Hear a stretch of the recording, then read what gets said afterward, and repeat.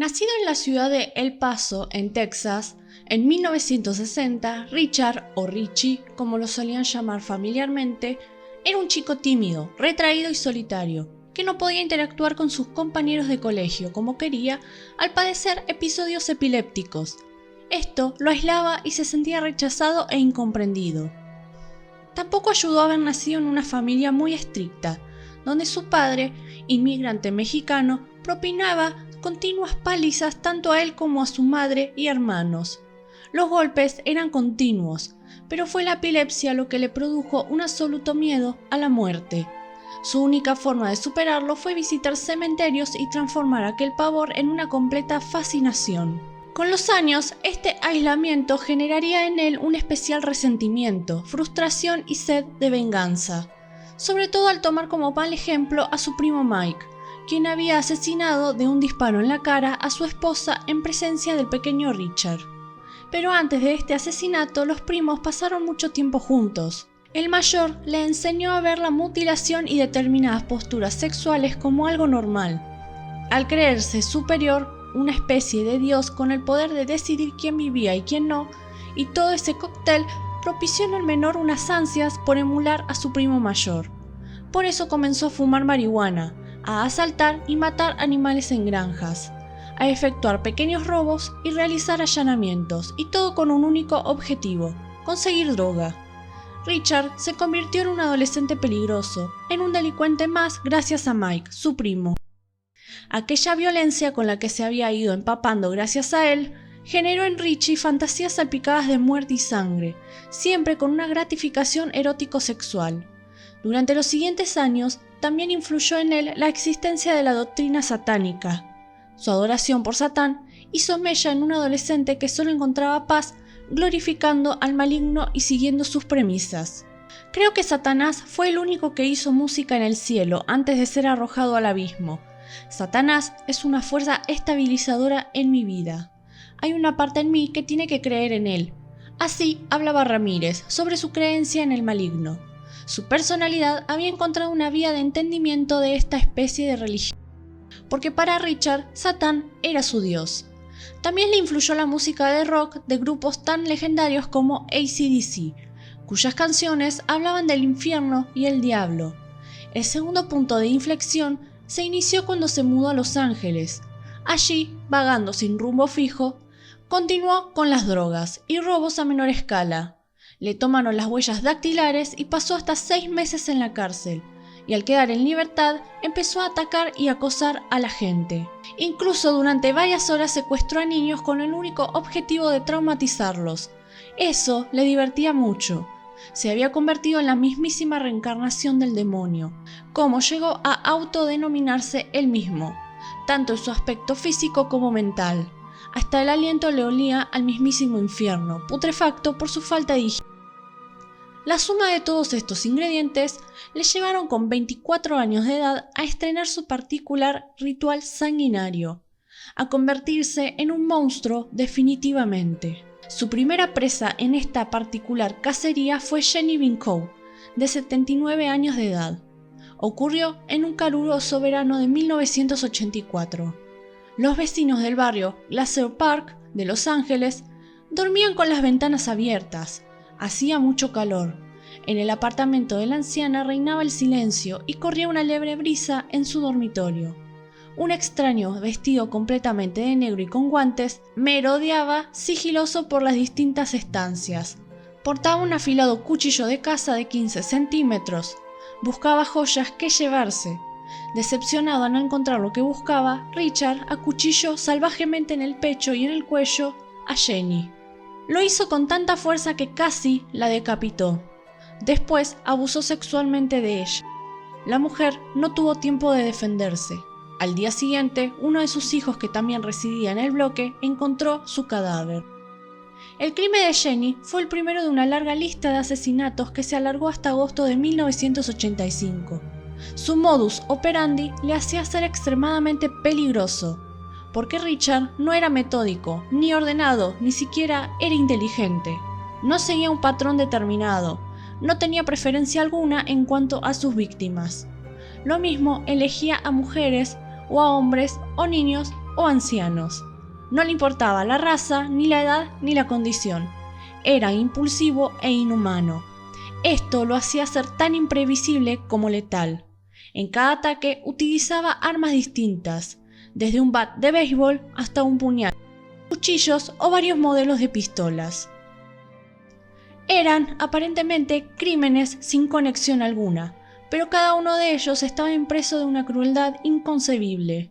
Desde un tiro a sangre fría en la cara de la joven Dale Okazaki de 33 años de edad, después de allanar su domicilio, pasando por las decenas de cuchilladas a la italiana Maxine Sassara de 44 años, a la que, entre otras cosas, le había sacado los ojos tras matar a su marido. Ambos dormían en su cama cuando ocurrió el terrible suceso. Por no mencionar el feroz ataque sexual a Ruth Wilson mientras encerró a su hijo pequeño en un armario. La mujer logró sobrevivir al brutal ataque, y cuando testificó ante la policía no solo dio una descripción perfecta de su agresor, sino que no podía olvidar su aliento, aquel desagradable hálito que casi le hizo desfallecer. Cuando el cazador atacaba, las consecuencias eran nefastas. Sin embargo, sus actos eran erráticos y torpes. Él dejaba pruebas y evidencias por todos lados en las escenas de los crímenes, aparte de ir a cara descubierta, lo que le hacía identificable para los supervivientes. La policía encontró la impresión de una zapatilla deportiva y también huellas dactilares. Era cuestión de tiempo para que lo atraparan. No había día que los medios de comunicación no informasen sobre el bautizado como el acosador nocturno y sus despiadados ataques. La furia y la fuerza empleadas en cada asesinato le hacían comparables al mismísimo Jack Destripador o a Drácula por aquello de perpetrar sus asaltos a caer el sol. En el verano de 1985, la escalada de violencia llegó al punto más alto. Por entonces, Richard lleva ya 23 víctimas, 12 asesinadas impunemente, mientras tarareaba Nightcrawler de AC/DC, la canción que fue su peculiar himno criminal y que le acompañaba durante sus cacerías. Por su parte, la ciudad de Los Ángeles vivía sumida en un continuo terror. Se dispararon la venta de armas, de alarmas de seguridad y de perros guardianes. Nadie se sentía seguro en su propia casa. Pero un error durante su última cacería llevó a Richard hasta la mismísima policía. Era la madrugada del 24 al 25 de agosto de 1985, y el homicida asaltó una vivienda del barrio de Mission Viejo, en el condado de Orange, a unos 80 kilómetros al sureste de Los Ángeles. Era el domicilio de la joven pareja formada por William Carnes e Inez Erickson. Ramírez entró en el dormitorio mientras dormían y descargó 3 tiros a bocajarro en la cabeza de William. Inés se despertó por los disparos y se quedó en estado de shock mientras aquella sombra la observaba. Merodeó por la casa en busca de algo de valor y tras no encontrar nada, abusó y torturó a la chica hasta que ésta le confesó un escondido donde su novio guardaba algo de dinero. Horas más tarde, y tras apuntarla con la pistola, Richard decidió marcharse y dejarla con vida. Ese sería su gran error. La joven no solo dio una descripción exacta del acosador nocturno, sino que éste dejó sus huellas dactilares por todos lados. Las autoridades del estado de California por fin disponían de un innovador sistema de identificación dactilar, y era cuestión de tiempo que se cotejasen y que se diese un resultado positivo. Recordemos que en 1982 Richard fue fichado por la policía y estuvo en la cárcel por tráfico y consumo de drogas. El testimonio de la superviviente del último ataque, Inez Erickson, sirvió además también para encontrar el coche del asesino. Se trataba de un Toyota familiar de color naranja. A este se sumó otro testimonio, el de un muchacho que mientras arreglaba su bicicleta en el garage, memorizó la matrícula al resultarle muy sospechosos sus movimientos. A la mañana siguiente, el joven acudió a la policía. Gracias a ambas declaraciones, los agentes encontraron el Toyota en el aparcamiento de un McDonald's. Iniciaron la vigilancia esperando que su dueño apareciese. Pero Ramírez se había largado a Tucson a visitar a unos familiares. Fue entonces cuando registraron y analizaron el vehículo y obtuvieron diversas huellas dactilares. Al contrastar una de ellas con la base de datos, tiró un resultado: Richard Ramírez. Acababan de encontrar al acosador nocturno. Inmediatamente se hizo pública su identidad. Todos en Los Ángeles por fin conocían quién era el asesino en serie que los había estado aterrorizando en los últimos tiempos. Así que cuando Richie regresó de su viaje, ajeno a todo el impacto mediático, comenzaron los problemas. Este tomó un autobús y pese a tomar precauciones, todos los pasajeros lo reconocieron.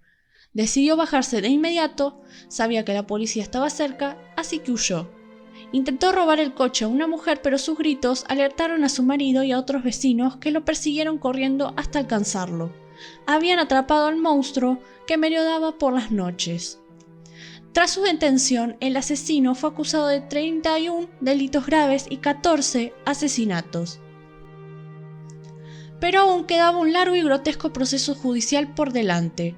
El circo mediático que generó Richard Ramírez durante el juicio comenzó en el mismo momento de su detención. Pese a las pruebas irrefutables que había contra él, entre ellas huellas y testimonio de los supervivientes que lo reconocieron, el delincuente primero no quiso declarar y cuando lo hizo, se declaró inocente. De hecho, el juicio tardó 3 años en celebrarse.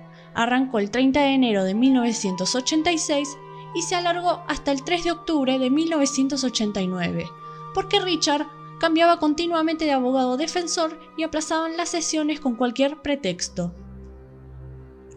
Hubo muchas irregularidades y además se trataba de un caso muy complejo. Por un lado, por los más de 100 testigos que había, las pruebas y evidencias presentadas, y por el otro, por una elección del jurado que estuvo marcada por la entrevista a más de 1.600 candidatos.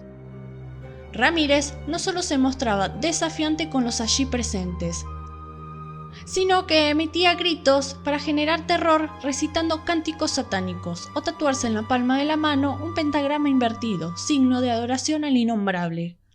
No entienden nada, estoy por encima de ustedes, estoy más allá del bien y del mal, más allá de la experiencia humana, yo tengo el poder de Satán, no son más que presas y yo soy su cazador. Me encanta matarlos, disfruto viéndolos morir, llegó a gritar Richard. También ocurrieron sucesos insólitos, como el asesinato a tiros de un miembro del jurado. Esto generó el pánico del resto de comparecientes que temieron por su vida. Todas las miradas obviamente se pusieron sobre el acusado. Se creyó que él lo había ordenado.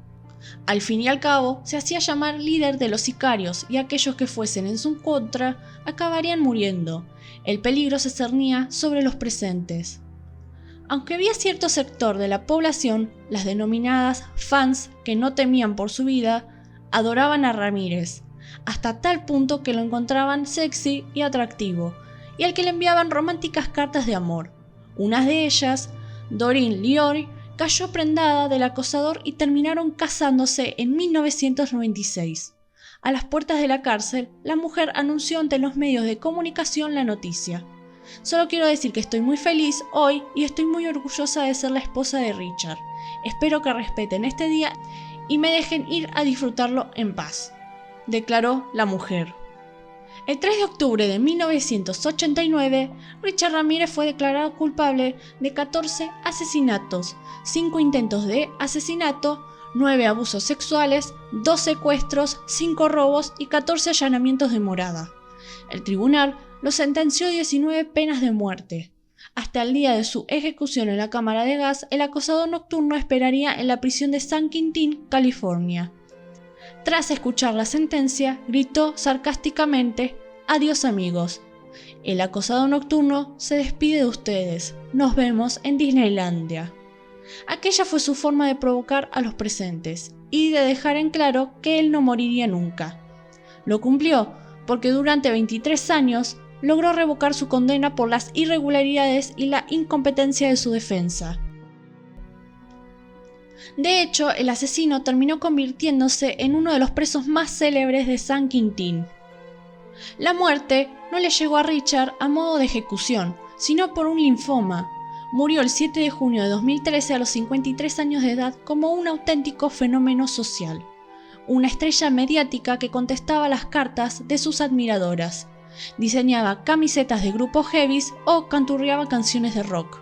Los expertos que analizaron la personalidad de este asesino en serie lo siguen encontrando tan atípico como terrible. Antes de morir, aseguraba que él se convertiría en Lucifer y que volvería a seguir matando. A continuación, les dejo un fragmento de una entrevista realizada al acosador nocturno. Hi, friends. That is all I care to say, really.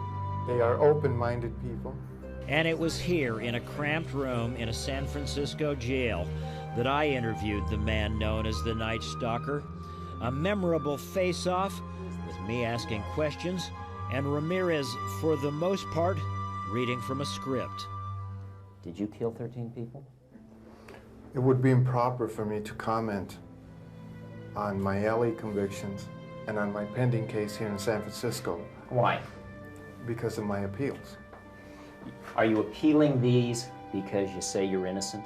You didn't kill 13 people? That is correct. You didn't kill 13 people. Again, it would be improper for me to comment in any regard to that question. You have now entered a very rare group of people in this country. You're in the ranks of Charlie Manson, Ted Bundy. You claim you didn't commit these murders, but you're right in there now as far as everybody else is concerned. Serial killers do on a small scale what governments do on a large one. They are a product of the times, and these are bloodthirsty times. Even psychopaths have emotions if you dig deep enough, but then again, maybe they don't. Do you have emotions, Richard? No comment. Tell me what kind of emotions you got going through you right now. I'll tell you what, I gave up on love and happiness a long time ago. Why? I don't care to explain that. Somebody- Let the quote stand for itself. People in this day and age are brainwashed and programmed like a computer at being nothing more than puppets.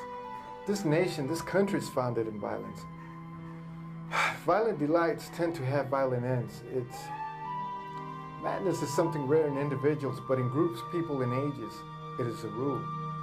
Killing is killing, whether done for duty, profit, or fun. Men murdered themselves into this democracy. You're good at reading your script, Richard, but you're not much at answering my direct questions. A lot was made that you're a devil worshiper. You worship the devil? Have you ever studied Satanism? There are different sects of Satanism. Have you studied, just yes or no, have you studied Yes, Satanism? yes I have. Are you a worshiper of the devil? No comment. Come on, Richard. I can tell you a little bit about Satanism. Well, I'm interested in hearing what you got to say then. It is undefiled wisdom instead of hypocritical self-deceit. It is power without charity. A Satanist admits to being evil. Do you admit to being evil, Richard? We are all evil in some form or another, are we not? I'm asking you the questions, my friend. Yes, I am evil. Not 100%, but I am evil. Evil has always existed. The perfect world most people seek shall never come to pass, and it's going to get worse. The great epochs of our life is when we gain the courage to rebaptize our evil qualities as being our best qualities. And as the interview draws to a close, I cannot help but recall Bill Carnes and the thought that behind this glib young man, who seems to flatter himself as a kind of rock star outlaw, lies the bodies of at least 13 innocent people and the shattered lives of dozens more. You're entitled to your opinion. And that's it. Thank you. Si les gustó el video, denle like y compártanlo con sus amigos. Eso me ayudaría mucho a crecer. No olvides seguirnos en Facebook y nos vemos en el próximo video.